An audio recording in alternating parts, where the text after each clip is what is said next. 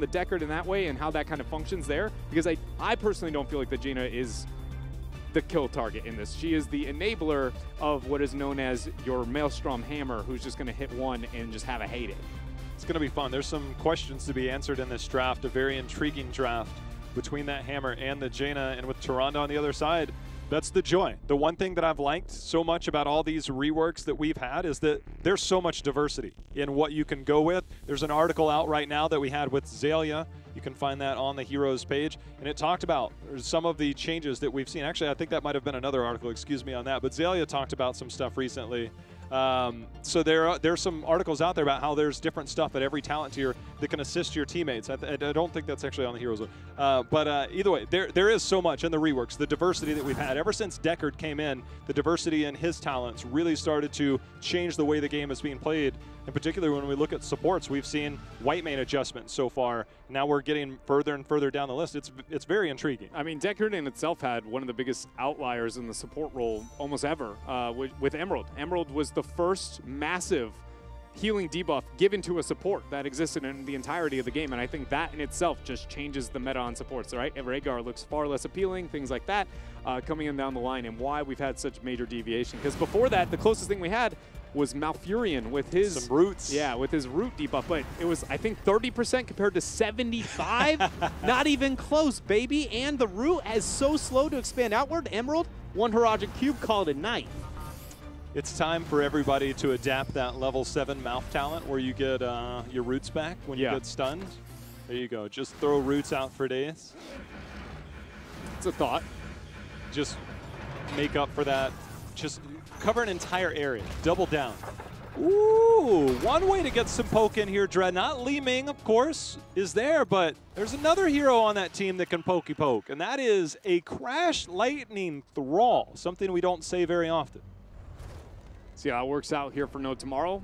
Can be one of the better-ish battlegrounds for the talent picked up here. Off of how much duration exists around those altars and stalling out around them can set you up pretty well.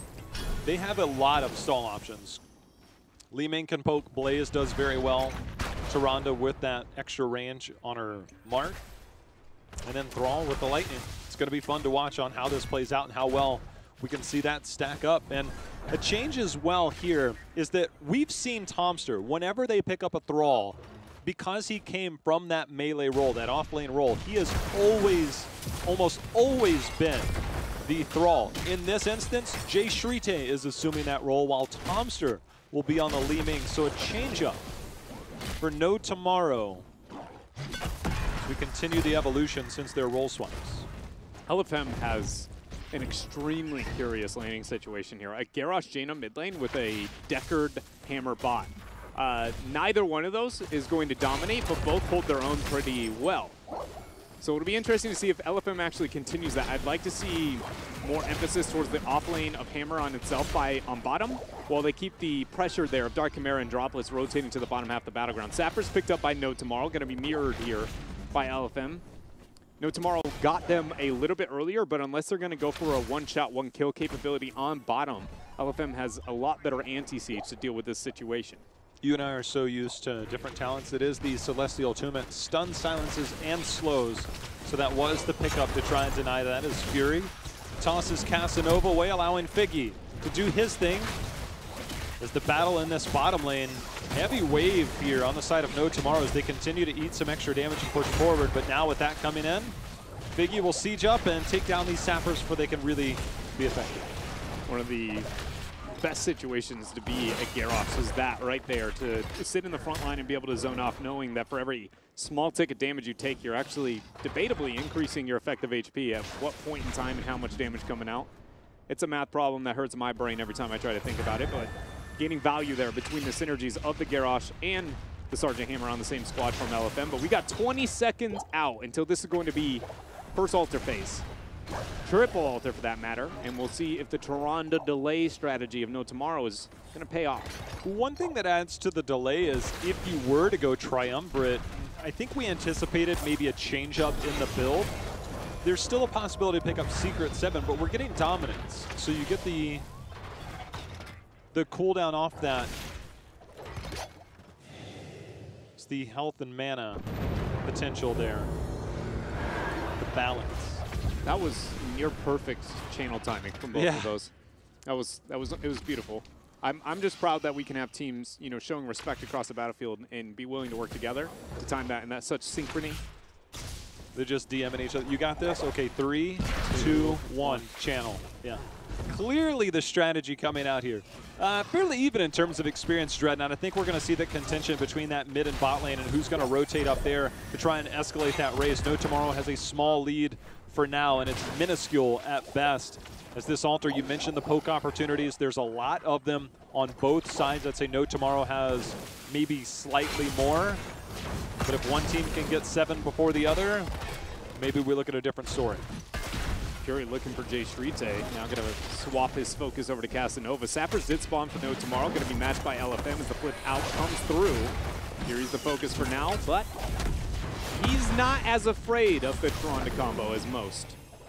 When I have a Yrel leaping on me, just like we saw there, Swabs, it's up to him. If there is a combo, providing that 35 armor with that level 4, he was instant on that rotation over in case there was any more. As the poke comes in, the jet propulsion interrupted by the toss by Fury, and both teams identically pick up level 7.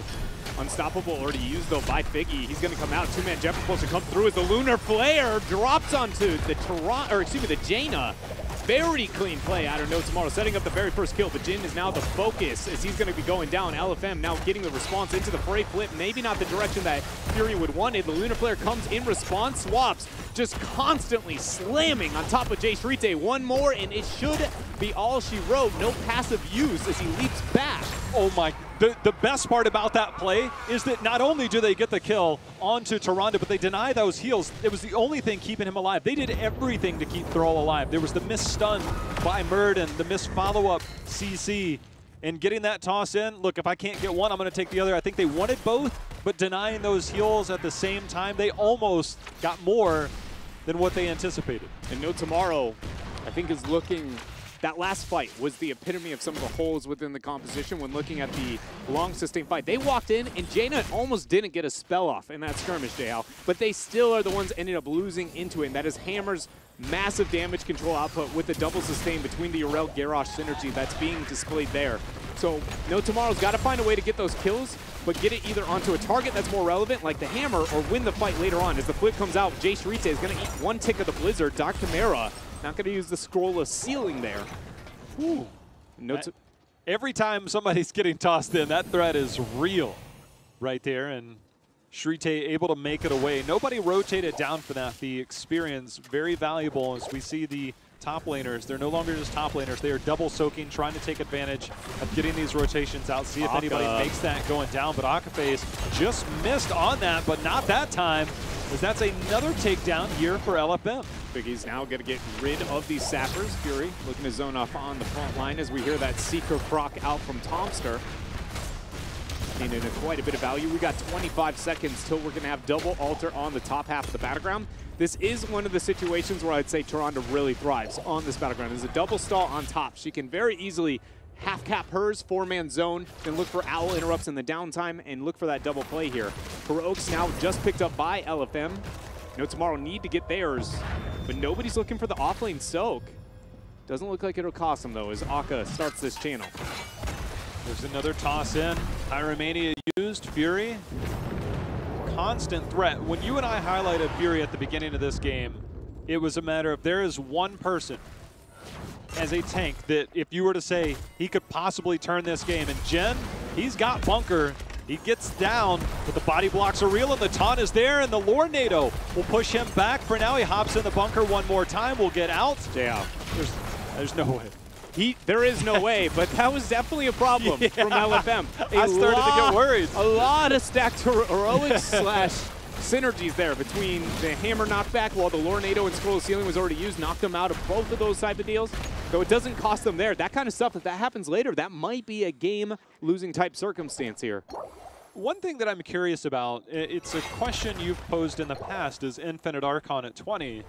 With Disintegrate picked up at level 10, I really wonder if Sergeant Hammer, if you're just going to siege up the whole time, I'm just going to siege up the whole time in Archon mode. I don't think we've ever seen that, but now that I think about it and I just hear your words echoing there, I'm like, Could that be a thing? I love it. I don't know about how much I love it as a damage output, but I love it in a sieging sense, and it would be a counter siege to hammer pretty effectively. If Iggy posts up and it's just like, all right, you're going to sit there as long as I got Toronto spamming heals on me, I actually probably trade pretty well.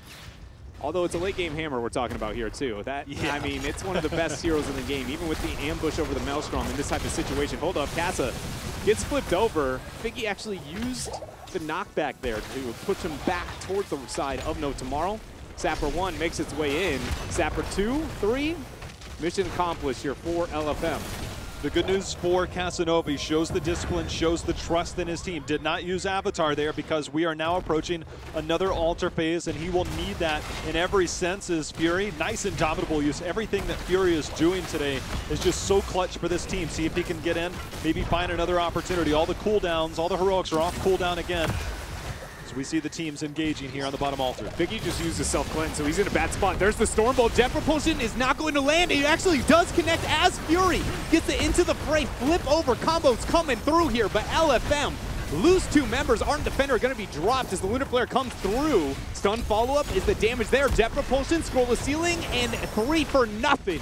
No Tomorrow with a beautiful initiation. Biggie cannot be that lackluster use on that self-cleanse in this composition. We do not have another cleanse available, Jay-How, and No Tomorrow perfectly punished. It's one of my favorite things to watch. There's a player in Europe, I think everybody knows at this point, he's one of my favorites, DAB for Leftovers, Dreadnought. I was pointing this out last week. He was a Tracer versus a Hammer, and the minute you see that self-unstoppable, which gives you the armor as well, any good team will recognize when that's down. And No Tomorrow, 0 hesitation, Dreadnought, to snap engage there. The Sunder came in. I think that might have been enough to kind of clip at the end there, but the instant acknowledgement was clutch. Anytime Figgy uses just his self-cleanse on a raw Lunar Flare, I would argue that's a misplay. And that's what we saw in that last initiation. We'll see if it continues here as a great flank. Droplets continuing to get the slow. We see the Sundering come out, but it's not going to matter. There's the first kill focus, though, as the Lunar Flare Hunter's Mark goes on to Fury. 75 armor is going to help him remain alive. As LFM still fighting back here, dead even when looking at the shots. Blaze is looking to pick up those top sappers, helping the mercenary control of No Tomorrow. But for now, I would argue LFM probably still in fine condition as long as Biggie can be a little bit more self-controlling there over that level 4 talent. I wasn't sure if we would go quite that far down the rabbit hole, but it seems like every time you go Seeker, you go Glass Cannon. If it's a matter of I'm trying to poke and get that instant kill, we're seeing it again. You sacrifice some health there, but you get that spell power. See if Tomster can capitalize on that. Double down was picked up for Fury on the Garrosh, so that allows him to double up on that armor using his trait. Bottom bell tower conversion now in favor of LFM. A very smart rotation as the Warlord's challenge actually slightly juked there by Tomster. No taunt available for Fury for another 42 seconds. So we've got this middle shrine. Swabs on an island for now. Fury threatening off here. Keep in mind, he has no taunt. He's not the same threat that he normally would be, but Casanova has to pop his Avatar and door toss out. He's alive for now, but there's the Ring of Frost landing on the 2 members. They're trying to counter with that as the Sunder comes out. That's going to be Jaina the first to fall, and somehow Tomster getting those resets. As you can see, the Archon going out. Akafe surviving at the top, and right now it's a 1-0 in favor. Swabs, a perfect knockback to thwart that jet propulsion. So well done by Swabs to stay alive. That was amazing Sundering coming out from Jay Sharite. That thing, the counter momentum that bought for that initiation, and then Blaze coming in with the bunker afterwards. Jay, how the teamwork displayed there by No Tomorrow was so clean. That was interrupted. You know, Fury's like, wait a minute, can I make up this ground? The answer is no. They do have the sieging potential to try and take this down with a Li Ming, but not much else. Crash Lightning, for those that are wondering, 19 stacks. Still need 11 more to finish that. But you do still have the damage bonus. Lunar Flare out onto Figgy. They're just keeping him busy here on bottom. Jaina now looking to join in, will help rid of those sappers on the side of No Tomorrow to keep this threat continuing. So one thing that I like that Fury's doing is that he's meeting those magic missiles about halfway. It saves the Seeker proc. You have to have 3 hit to get that Seeker proc, so he's making sure to eat at least one of those. Casanova, there's going to be the taunt right into it. Nice use of Indomitable. The slow is there, but perfect play by Fury will net another kill. He set a lot of that up, Dreadnought. He was defending that Sergeant Hammer, setting that up, defending against the push style, and then the minute one minor mistake comes out, he's able to walk in. Yeah, that was a ridiculously well done between Fury and Dark Chimera here as the siege is still going to continue here. But now we got 30 seconds. Jay Srite actually caught out in rotation, and that is a major setback for No Tomorrow. Look at the death timers, and now look at that altar spawn. There's going to be about 15 seconds to 20 seconds difference between those two, giving a major advantage over to LFM. We'll see where they want to posture when it comes to these altars now, knowing that they're in such an advantageous position. Fury helping out Figgy keep control in bottom, while Yrel picks up top right. Nobody interrupting Jin. So just double altar here for LFM. 10 shots picked up, leaving the core of No Tomorrow down to 15. LFM, they gave up a few kills, but they're starting to pick up steam. There's going to be a taunt the minute Avatar goes out. Casanova is going to use his trade at 16 to heal up, but he's being shelled away. Droplets comes in. He's trying to get the takedown, but the Dwarf toss away will buy some time. Ring of Frost has landed onto another couple of targets. Fury going in. Akafe's trying to survive, hops into the bunker, sneaks out the back door, and they survive. That was scary for No Tomorrow. That was, but No Tomorrow does end up holding on once again. But it feels like barely nothing here. But if they can keep a hold of that and find a way to get a counter initiation with that brawl once more, I think they might have an opportunity. The Sapper's still trying to siege away. One left, Seeker plus Mirable gets rid of that. But Yrel on the off lane, getting that double lane soak, and No Tomorrow just now getting the conversion back on this bell tower. LFM has established a lead. Towers of Doom still anybody's game. But we know that one big team fight, double altar phase coming up next, and then a boss. The boss will always be a threat for these teams, and LFM recognizes that as they'll take this 4 shots here for free as No Tomorrow. They're doing their best, and it feels like to just get experience. Maybe they miscalculated the timing on that, but they're still getting experience. They're trying to catch back up in that. They don't want to fall down in that 20 talent tier. They won't have to, as it's now 25 seconds away from our next altar phase. I would like to see No Tomorrow maybe get more aggressive with the positioning in this type of situation to catch off LFM. If LFM gets to siege up and set up in their skirmishes, they're really well off here, J-How. But their comp on No Tomorrow is great at catching people out and one-shotting them. So being a bit more surprising with that rotation, I like that. But then to take the safe positioning afterwards, I feel like is maybe a bit off. We do see the self-cleanse from Figgy on just the Lunar Flare again. Casanova tried to capitalize with the Dwarf Toss, but great knockback allows Figgy to breathe easy here. LFM, their lead is large enough that they can take a somewhat slow approach, and Chimera actually gets that in. We see Thompson taunted on the other side. Ring of Frost, that's going to miss the mark. The Casanova team, they're aggressing forward, trying to get a takedown. Lornado will buy some space, but that's Sergeant Hammer, the first to fall, so they do get a kill. There's still one altar available. But LFM, they've accomplished at least one channel so far. No Tomorrow cannot let go of this small advantage they have. They need to find ways to stagger death after stagger death, and they have a composition that can get away with it. Their comp can't really siege that well, so they need to do exactly that, get multiple threat, 5-man commit to this bottom lane. So much so that I'd actually like to see them ignore the Sapper and just find a way to dive, because you have only got 25 seconds before Figgy's gonna come back and be a massive problem here. They have bunker. You could see Yrel sneaking around. He found Jin above that bush. With the bunker, you could have had a flank position into bunker, which will take those priority targets from that keep. As the Blizzard comes in, nice root follow up there. So well done by Droplets. He put it in a position where we're going to see an early bunker over the next wave, and that didn't need to happen. Droplets actually just had a miracle defense situation with that blaze setup. My goodness here. The rookie of the squad making a name for himself in this bottom lane. Now Figgy's back. That bell tower's still low. No Tomorrow's made up some experience. Casanova will be rooted. See how much he tries to stay in there. The healing static will keep him alive. There's the Sundering, but they are locked in here as the Lornado is enough to lock down Casanova. Down comes the bunker, Dread. Yeah, Dark Commander's setup there was so great. Jin now trying to get the retreat. We see the Groundbreaker swabs with the body blocks, drops the Ardent Defender. Figgy falling low, but getting heals there from Chimera. Lunar Flare, oh my, passive leap over the wall to get the juke onto that. Saves the life of Yrel. Swabs man, he is a Urel beast. Okay, timing not on No Tomorrow's side. There's going to be a staggered time. You do have that portal to come through in the middle. No Tomorrow, they cannot give up both altars in this situation. That would be game over here, so they'll try and hold. Fury trying to make plays with droplets on the follow-up. Swaps, it gets dismounted. Gets dismounted. Tomster still sharking down below there on that Lee main, looking for a reset setup. Biggie gonna get stunned out, no self-cleanse use there.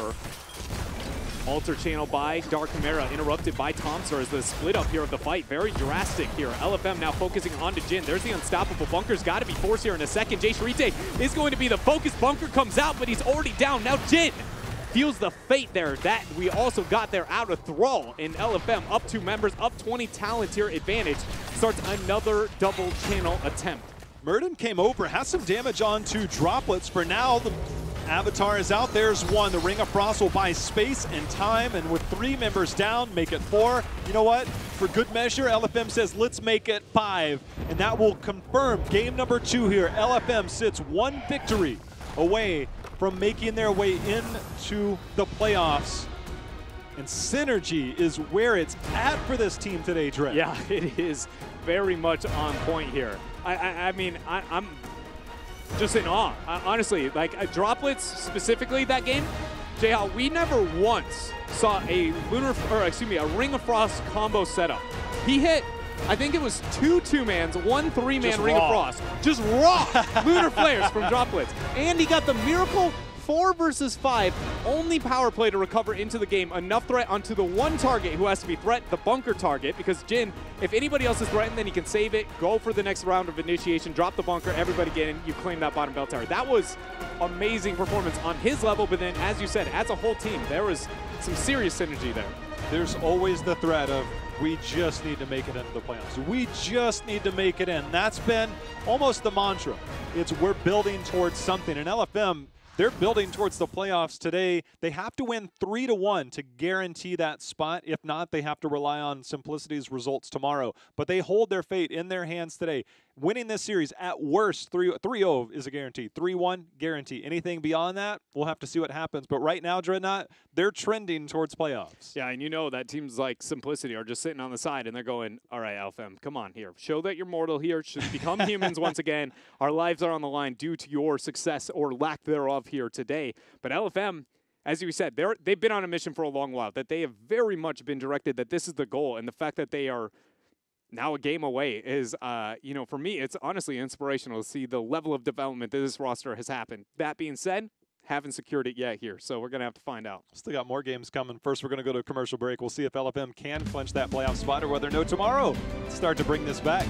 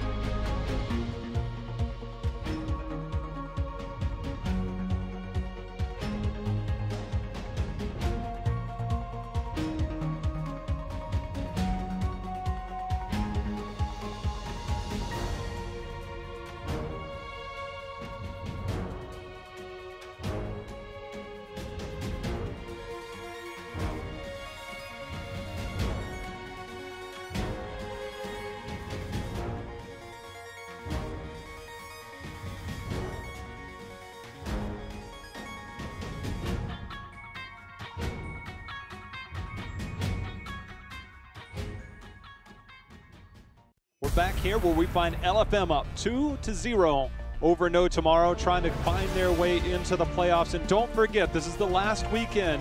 If you want to cheer for your teams, it ends this weekend. Whether you're an LFM fan, a No Tomorrow fan, or any other team, you can show your support. Get your HGC swag in game. You get banners, whatever you want to pick up there. Support your teams. That's available for this final weekend. Dreadnought, I'm not going to lie, I still love my endemic colors and sprays. They're pretty cool. That's what you go with? You ride the endemic? They have the coolest logo. I go with the Genji mount because that's about the only thing to ride on planet Earth right now. Every tent I ride is gold to be able to match the mount. But then I always bamboozle with my banner and with my spray. It's always like I'll be like, oh, look how Genji I am, and they'll be like, dig. Or I'll be like, or look how this is. No Tomorrow. Like something like that, you know? I never like being fully in uniform there, if you will. I still like my Alarak. I got my eyes on you in my Rainer one, but enough of that. Let's figure out what game number 3 is going to be and see if LFM can try and close it out here. We're going to Volsky, another map that LFM loves to go to, and this is another Hammer map. I can't imagine Hammer gets let through this time unless you have a clear strategy to counter that. Yeah, I agree. It doesn't seem like that will be the case to let that go through, but LFM, I mean, with map 1 going in their favor 15-1 in terms of kills, gaining the momentum in game number 2, and now still on very much a comfortable battleground for them in Volskaya Foundry. I feel like the draft, there's a lot of responsibility here for No Tomorrow to be able to find a way to get a win here.